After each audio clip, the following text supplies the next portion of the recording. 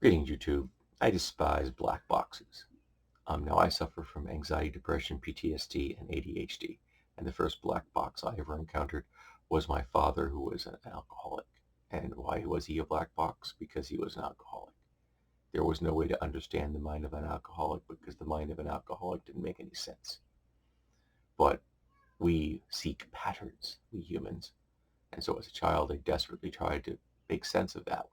And I couldn't because it was a black box. Um, that kind of situation where I find myself in that encountering black box situation again really affects me negatively.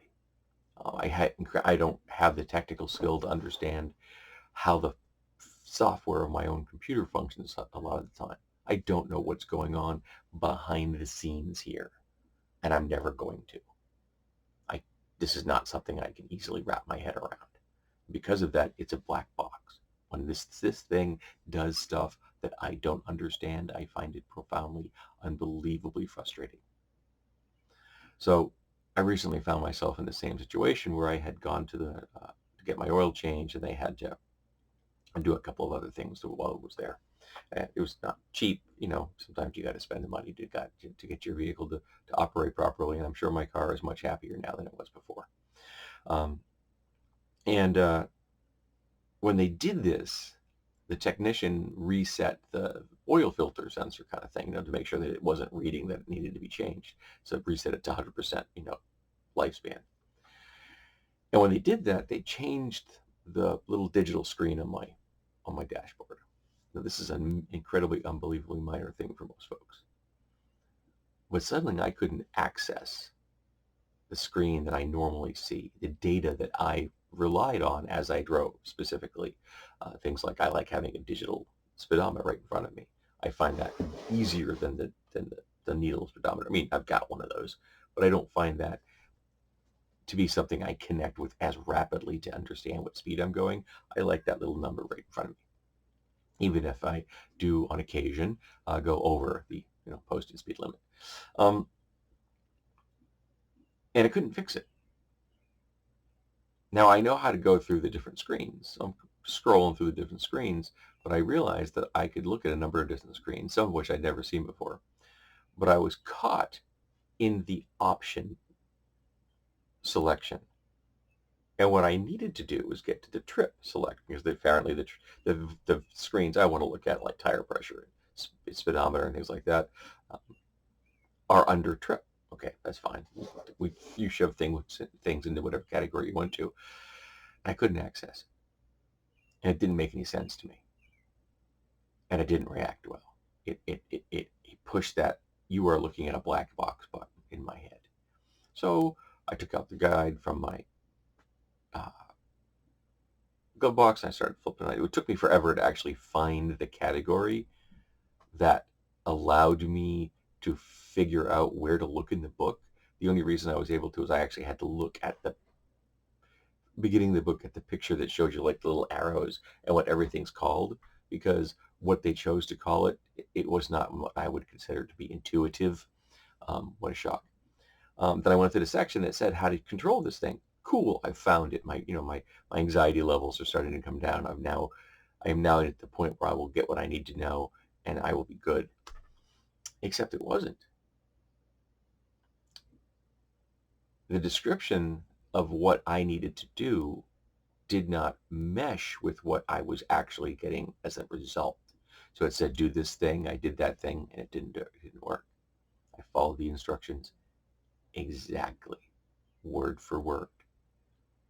Read them multiple times because my brain has to do that sometimes. I have to out loud. So sometimes saying something out loud makes it easier for me to understand what I'm looking at. Sometimes when I'm in my shop, I frequently out loud describe what I'm going to do to the thing in front of me when it comes to making something. Because of my mental framework, that makes it easier for me to understand what I'm looking at, what I'm doing, and it lowers my stress levels. And I still couldn't get that darn screen to react the way I wanted to.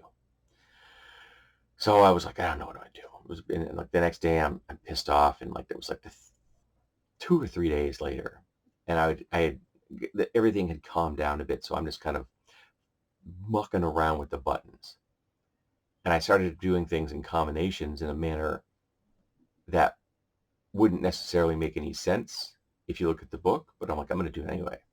And then I discovered that the button I was supposed to push, and I had been pushing the correct button, and that button had gone from the option screen to the off screen.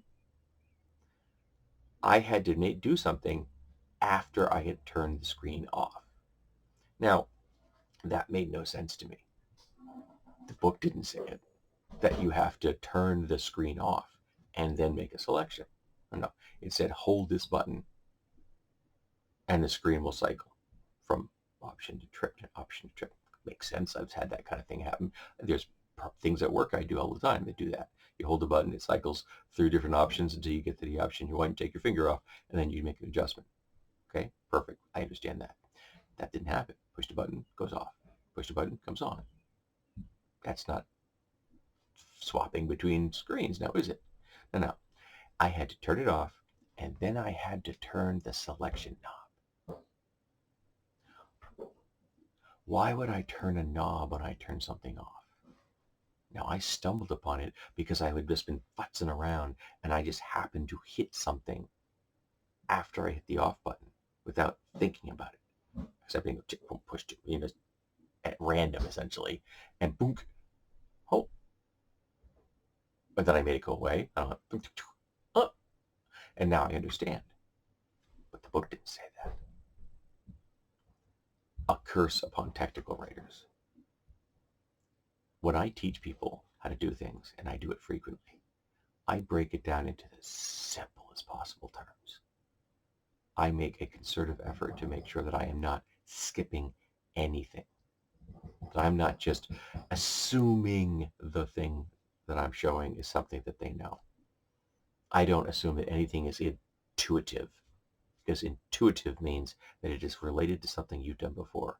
But if you've never done the thing before, it isn't intuitive. When I first got a smartphone, black box. It took me forever to even have any vague idea how to make this thing work. And I still encounter things like that constantly because the designers have said they were intuitive. Fuck you. They aren't. I have a friend who years ago was a technical writer. And he said that he was under such pressure that there were times when you were taking entire blocks of text from one technical manual, moving them to another technical manual, and dropping them because those blocks of text were close to what they needed. But by doing that, you are omitting the vital things that the operator of that object or that software needs to know. And I hate that. Don't make the world a black box, technical writers. Make sure you write directions as though they are for someone from Venus. Someone that has never encountered the thing you're looking for. Get as pedantic as you can conceivably achieve. It will piss off some people, but it will also mean that there are whole groups of people who will now be able to grasp what you're saying and to actually be able to do the thing they need to do, and they couldn't before. And if you even help one person, I don't care how many technically savvy people you piss off. That one person's understanding was worth the effort. So yeah, I'm not real happy with technical writers right now. I was put into a very stressful situation, and I know it's because of my particular mental makeup, but I was still put into that situation because someone didn't write a technical manual correctly.